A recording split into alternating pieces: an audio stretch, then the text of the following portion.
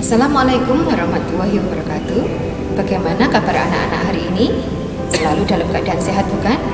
Ya, Alhamdulillah kita masih bertemu dalam kesempatan ini walaupun masih belum bertatap muka secara langsung.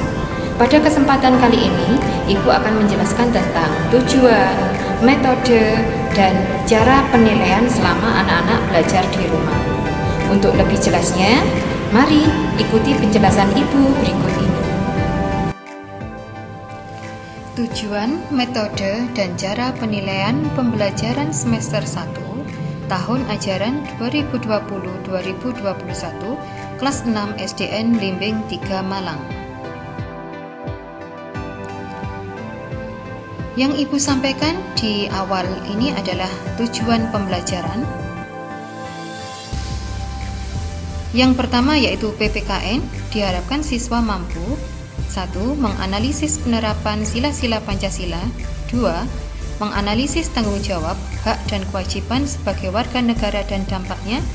3. Menelaah keberagaman sosial, budaya, dan ekonomi masyarakat. 4. Menelaah persatuan dan kesatuan terhadap kehidupan berbangsa dan bernegara beserta dampaknya. Untuk bahasa Indonesia, diharapkan siswa mampu 1. Menyimpulkan informasi berdasarkan teks laporan hasil pengamatan. 2. Menggali isi teks penjelasan ilmiah yang didengar dan dibaca. 3. Menggali informasi penting dari buku sejarah. 4. Mencermati petunjuk dan isi teks formulir.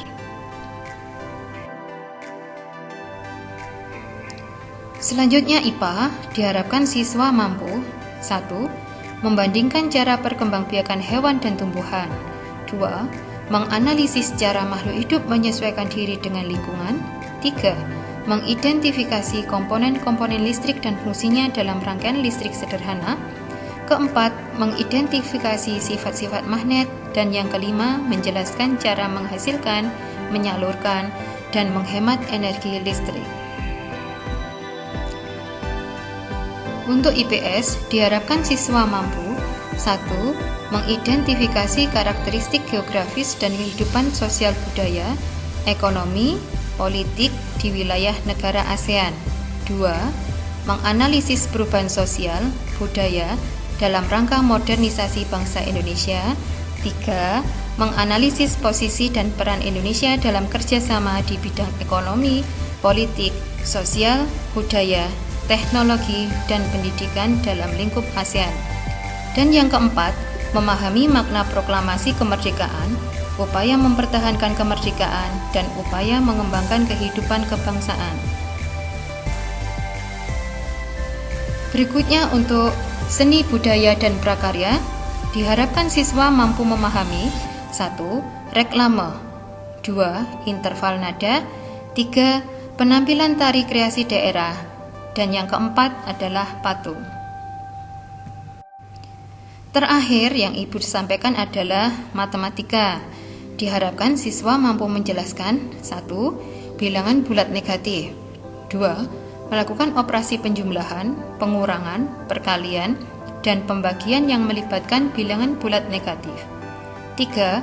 Melakukan operasi hitung campuran yang melibatkan bilangan cacah, pecahan, dan atau desimal dalam berbagai bentuk sesuai urutan operasi. 4.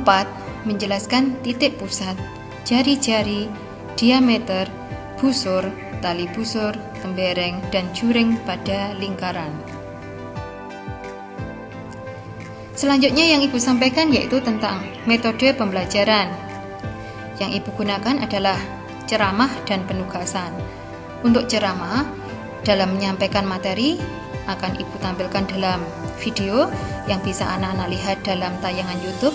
Dan yang kedua, cara penugasan, yaitu dengan Ibu memberikan tugas kepada anak-anak. Untuk penilaian pembelajaran,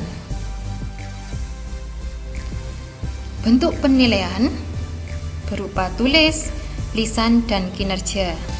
Tulis di sini artinya saat mengerjakan tugas yang dikerjakan di buku tulis yang nantinya akan dikirim melalui WA ataupun email.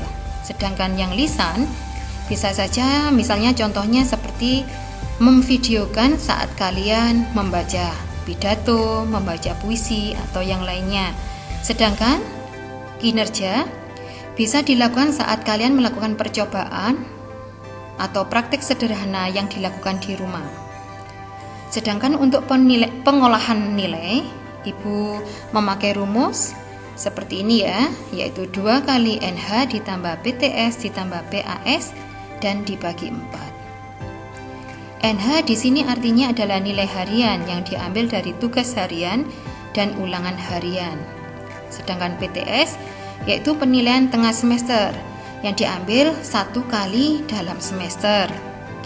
Dan PAS yaitu penilaian akhir semester juga dilakukan 1 kali yang dilakukan di akhir semester. Demikian penjelasan Ibu tentang tujuan, metode, dan cara penilaian. Ibu sampaikan terima kasih.